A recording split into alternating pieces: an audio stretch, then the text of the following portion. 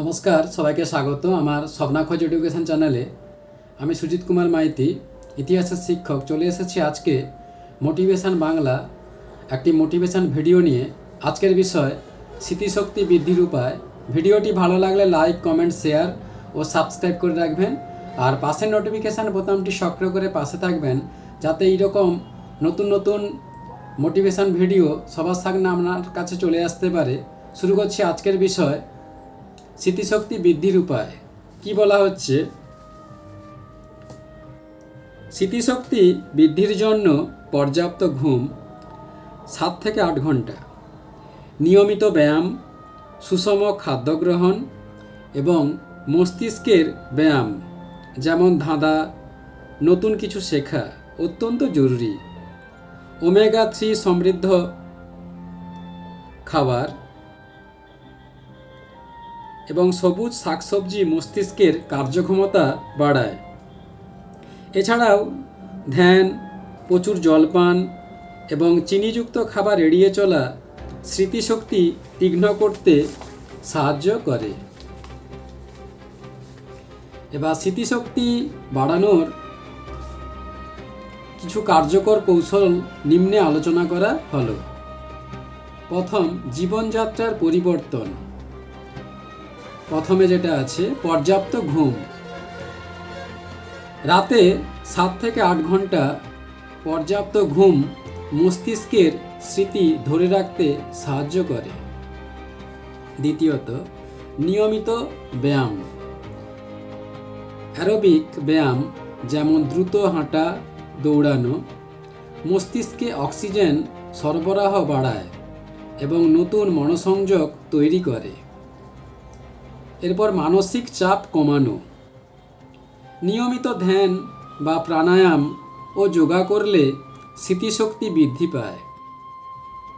এরপর মস্তিষ্কের ব্যায়াম, নতুন ভাষা শেখা, বাদ্যযন্ত্র বাজানো, ধাঁধা সমাধান করা বা বই পড়ার মতো কাজ মস্তিষ্কের কার্যক্ষমতা বৃদ্ধি করে। এরপর দ্বিতীয় পার্ট, খাদ্যাভ্যাস। ওমেগা 3 সমৃদ্ধ খাবার, চর্বিযুক্ত মাছ যেমন স্যামন, ট্রাউট, এছাড়াও বাদাম এবং কুমড়োর বীজ, সূর্যমুখীর বীজ খাওয়ার অভ্যাস করলে স্মৃতিশক্তি বৃদ্ধি পায়। এরপর সবুজ শাকসবজি, পালং শাক, ব্রকলি এবং শাকসবজিতে থাকা ভিটামিন কে ও ফলেট জ্ঞানীয় ক্ষমতা বৃদ্ধি করে। এরপর চিনি ও রিফাইন কার্বোহাইড্রেট যুক্ত খাবার কম খাওয়া। মিষ্টি বা চিনিযুক্ত খাবার স্মৃতিশক্তি হ্রাসের কারণ হতে পারে, তাই এই খাবারগুলি বর্জন করতেই হবে। এরপর পর্যাপ্ত জলপান করা।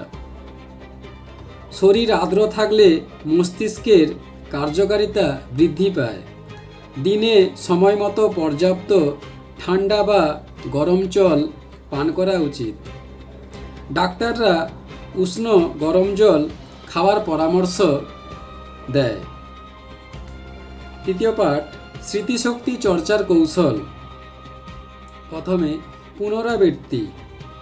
কোনো নতুন তথ্য মনে রাখতে তা বারবার রিভিশন দেওয়া বা নিজে নিজে ঝালিয়ে নেওয়া, বিশ্রামের সময়, ঘুমানোর সময় এই কৌশলগুলি ব্যবহার করা যেতে পারে।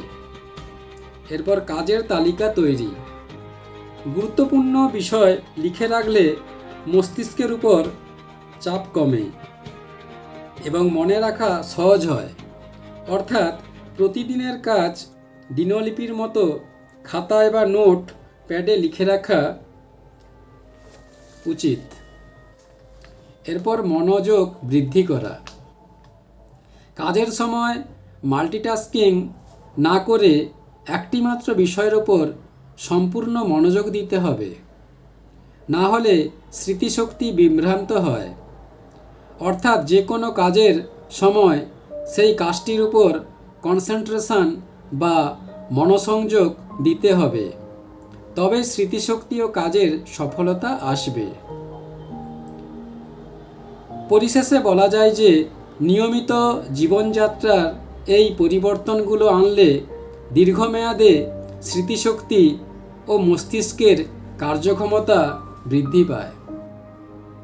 বন্ধুরা, এখানেই মোটিভেশন ভিডিওটি শেষ করলাম। পরবর্তীকালে আবার এইরকম নতুন নতুন মোটিভেশন ভিডিও নিয়ে উপস্থিত হব। ধন্যবাদ, সবাই ভালো থাকবে।